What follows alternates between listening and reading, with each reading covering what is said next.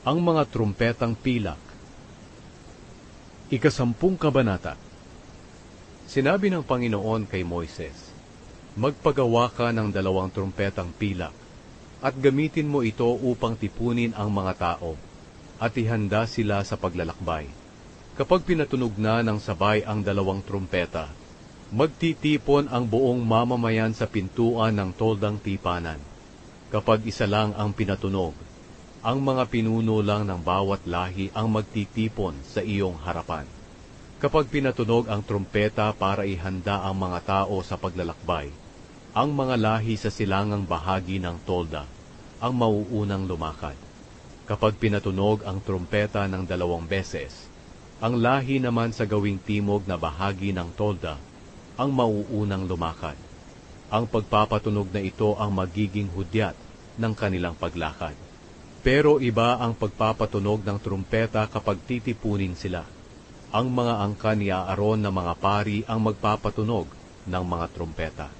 Ang mga tuntuning ito ay dapat ninyong tuparin, at ng susunod pang mga henerasyon. Kapag naroon na kayo sa inyong lupain, at makikipaglaban na sa inyong mga kaaway na umaapi sa inyo, patunugin ninyo ang trumpeta. At ako, ang Panginoon na inyong Diyos, ay aalalahanin kayo, at ililigtas sa inyong mga kaaway. At sa panahon ng inyong pagsasaya, sa inyong pagdiriwang ng pista, pati na ng pista ng pagsisimula ng buwan, patutunugin din ninyo ang mga trumpeta, kung mag-aalay kayo ng mga handog na sinusunog, at handog para sa mabuting relasyon. Ang mga trumpetang ito ang magpapaalala sa akin na inyong Diyos ng aking kasunduan sa inyo. Ako ang Panginoon na inyong Diyos. Umalis ang mga Israelita sa Sinai. Nang 20 araw ng 2 buwan, ng 2 taon mula nang inilabas ang mga Israelita sa Ehipto, pumaitaas ang ulap mula sa toldang sambahan kung saan nakalagay ang kasunduan.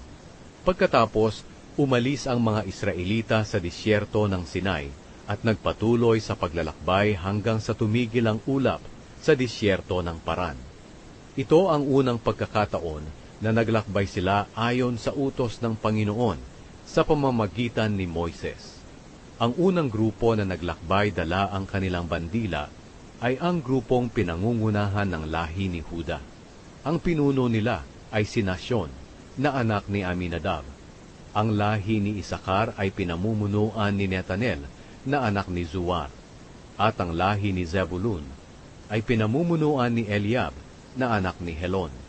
Pagkatapos kalasin ang toldang sambahan, dinala ito ng mga angkan ni Gershon at ng mga angkan ni Merari, at sumunod sila sa paglalakad. Ang sumunod na lumakad dala ang kanilang bandila ay ang grupong pinangungunahan ng lahi ni Reuben. Ang kanilang pinuno ay si Elizur, na anak ni Sedeur. Ang lahi ni Simeon ay pinangungunahan ni Selumiel, na anak ni Zurishaddai. At ang lahi ni Gad ay pinamumunuan ni Eliasaph, na anak ni Deuel.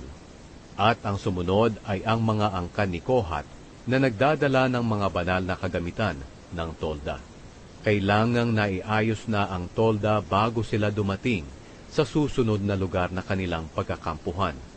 Ang sumunod na lumakad dala ang kanilang bandila ay ang grupo na pinangungunahan ng lahi ni Ephraim. Ang kanilang pinuno ay si Elishama, na anak ni Amihud. Ang lahi ni Manase ay pinamumunuan ni Gamaliel, na anak ni Padazur. At ang lahi ni Benjamin, na pinamumunuan ni Abidan, na anak ni Gedeoni. Ang kahuli-hulihang lumakad dala ang kanilang bandila ay ang grupo na pinangungunahan ng lahi ni Dan. Sila ang mga gwardya sa likod ng lahat ng mga grupo. Ang kanilang pinuno ay si Ahiezer, na anak ni Ammishaddai. Ang lahi ni Asher ay pinamumunuan ni Pagiel, na anak ni Okran.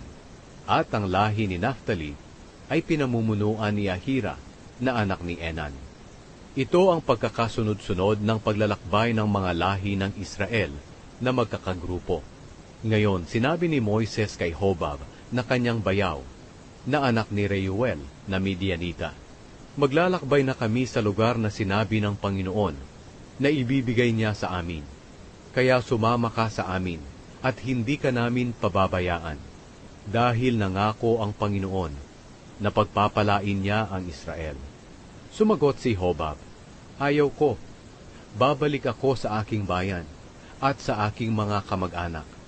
Sinabi ni Moises, kung maaari, huwag mo kaming iwan. Ikaw ang nakakaalam kung saan ang mabuting lugar sa disyerto na maaari naming pagkakampuhan. Kung sasama ka sa amin, babahaginan ka namin ang lahat ng pagpapalang ibibigay sa amin ng Panginoon. Kaya umalis sila sa bundok ng Panginoon at naglakbay ng 3 araw. Nasa unahan nila palagi ang kahon ng kasunduan para humanap ng lugar na kanilang mapagpapahingahan. Kung araw, ang ulap ng Panginoon ay nasa itaas nila kapag naglalakbay sila. Bawat panahon na dadalhin ang kahon ng kasunduan, sinasabi ni Moises, O Panginoon, mauna po kayo at pangalatin po ninyo ang inyong mga kaaway. Sana'y magsitakas sila.